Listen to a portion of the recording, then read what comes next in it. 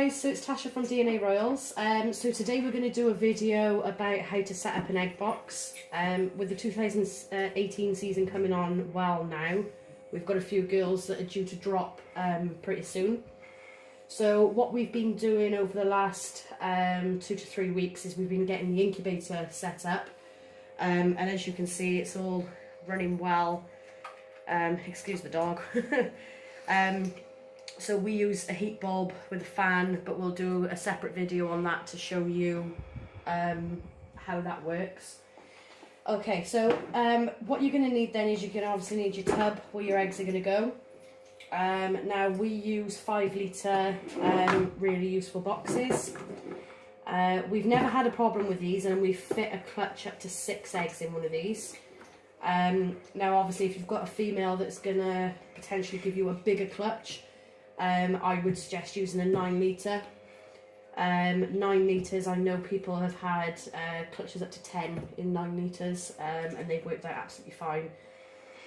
Luckily enough, we've got quite a few of these that can fit into the incubator, so if one of our females tends to have more than 6 eggs, you know, more than the required amount that we can fit in a tub, then we'll just separate the eggs into different tubs. Okay, so you've got your egg tub. You need some way of measuring your vermiculite to water. Now it's very important that you get the mix right, because if you don't and your vermiculite ends up too soggy, you're not going to be able to use it, and you'll end up having to use more vermiculite just to get our balance right. So I'm just using a dog food measuring cup from Wainwright's Dog Food, and you're also going to need some lukewarm water to pop in there. Now using lukewarm water obviously keeps the temperature in there, and it provides you humidity. So in the 5 litre then, what we're going to do is we're going to put 3 of these to probably about 3/4 of a cup of water. Okay, so if we take our vermiculite, now the vermiculite we're using, there's 2 different types. There's coarse vermiculite and there's this loose vermiculite that we're using. And the loose vermiculite looks like that. So it's all quite fine, small pieces. And the coarse vermiculite is quite chunky pieces. And we also know that some people like to use perlite. So it's, you know, try a couple of different things, see what you like to use, and go from there. So, okay, so if we start off then, we're going to do 3 of these. So that's 1, 2. Now I use cup sizes, I don't go on weights of it. Just because it's what works easier for me. 3, so that's our 3 of them. So just give it a little shake, get it all nice and flat. Stick your cup in the middle then. And then, like I said, we're going to use 3/4 of this cup of water. So we're just going to fill it to about there. And then we're going to take our cup and we're just going to spread it along the vermiculite, making sure you get water everywhere. And then this is where the messy part comes. So you're going to get in there then, and you're going to mix it all through, making sure that your water is through all of your vermiculite. Now when you're doing this, this is how you know whether you've got your mixture right or not, is as you mix it, you should be able to grab it, squeeze it, so it clumps, but breaks apart really easy. Now if you grab it like that and squeeze it, and you can see water coming out of the bottom, it's no good, it's too soggy. Okay, so you want a nice mix all the way through.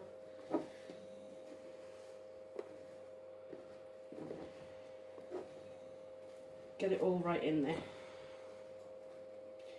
Okay, so that's pretty much done. So just going to give it a little shake, and then what we're going to do is we're going to press it down.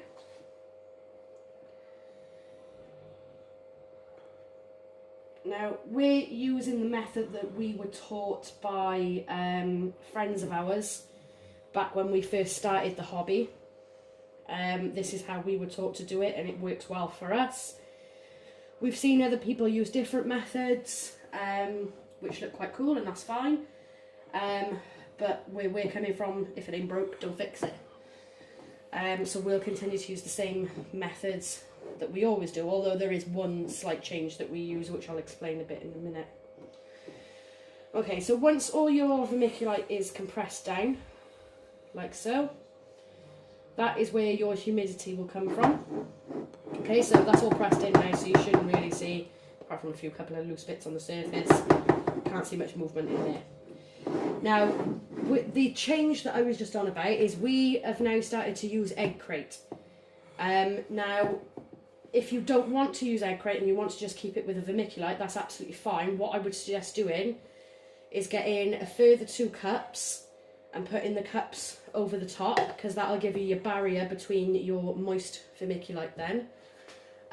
We're not going to do that this time. We're going to use this egg crate, which you can get on eBay. You can get it at any sort of marine type shop.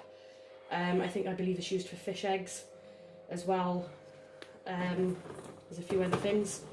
So we're just going to pop our egg crate on top like so. I mean, it's pretty easy to cut down. You can cut it down to fit whichever sort of box that you want.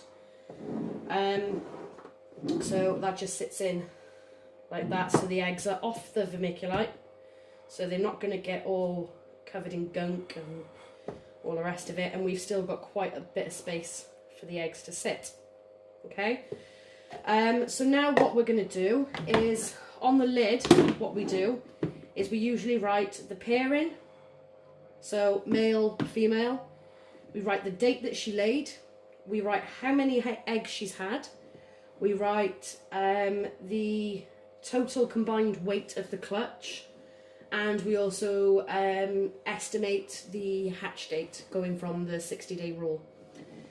But before we do that, what we do is we take a piece of plastic. Now this is just off like the bales of sawdust that you buy.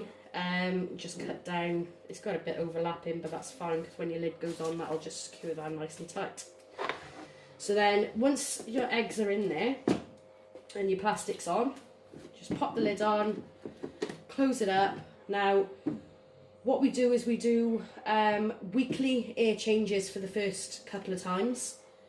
Allow for the excess air and stuff to lead out. Obviously when you start getting sort of day 35, day 40, and you're starting to come towards the end of incubation, bearing in mind there'll be a natural temperature spike as well then. What we do then is we'll open the tub daily then to allow for daily airflow exchange. Now when we do that, we take the lid off very carefully, and what we do is we peel this back, okay? And now if there's any condensation on the top, we just turn it over, give it a wipe, pop it back down, and then pop your lid back on. Okay? What we do also do as well is sometimes when the eggs go in there, we will also keep track of the temperatures that are inside the boxes once they've got eggs. So we'll usually write the temperatures along the side of the tubs, and that'll tell us sort of, you know, what the temps are, how much they're fluctuating by, so that we've got a better idea of what's going on inside the tub. Now we allow for a 1 degree fluctuation, okay, so nothing more than a 1 degree fluctuation, because obviously you can have problems with kinking and things like that then. So we generally tend to incubate between 88 Fahrenheit and 89 Fahrenheit. It can go anywhere between that range as long as it doesn't go over or under, so that's absolutely fine. Now, complications that you can have whilst having your eggs in your egg box is obviously some people have got, some people's eggs go slightly mouldy. We've had it happen to us in the past. So what we've done is we've gone and bought some athlete's foot powder, sprinkle a bit of the athlete's foot powder on top of the egg, fine, doesn't do them any harm, and it gets rid of the mould. So that's fine. Now, another problem that a lot of people have is eggs drying out. Now, Usually you'd expect the eggs to start dipping anyway from any day from about day 35 onwards. Obviously it can happen slightly before, it can happen slightly after, it doesn't make a difference. That is normal, okay? If your eggs are starting to dip in the early stages, it's probably because they're not hydrated enough. So it means that your humidity needs to be raised up. Now if you use an egg crate, that's a really good thing, because what you can do is you can just lift the egg crate with your eggs on top, gently place them to the side. You can put a little bit more water over the top, give it a quick mulch, push it back down, get your eggs back in, get them back in the incubator as quickly as you possibly can. So that is how we set our egg tubs up. Please feel free, if there's anything that I've left out that you want to discuss, you want me to answer, pop a comment down in the comment box. Let us know what you think. Subscribe to us, share our videos with your friends, and we hope you have a good day. So stay safe, folks, and take care. Bye!